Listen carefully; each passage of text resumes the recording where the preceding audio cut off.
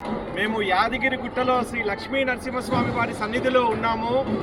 వచ్చే ఆదివారము మే 11వ తేదీన కశ్మీర్ నుంచి కన్యాకుమారి వరకు పాదయాత్ర చేసిన గోమాతతోని ఈ యాదాద్రి క్షేత్రము లక్ష్మీ నరసింహస్వామి జన్మ నక్షత్రమైన స్వాతి నక్షత్రం రోజు ఉదయం 5:30 గిరి ప్రదక్షిణ ప్రారంభమవుతుంది.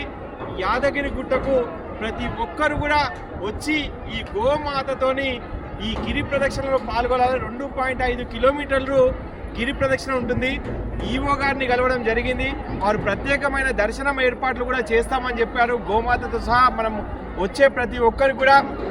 అదేవిధంగా దేవాదాయ శాఖ మంత్రి శ్రీమతి కొండా సురేఖ గారిని కూడా కలిశాము. వారు కూడా ఈ ప్రదక్షిణలో పాల్గొంటామని చెప్పారు.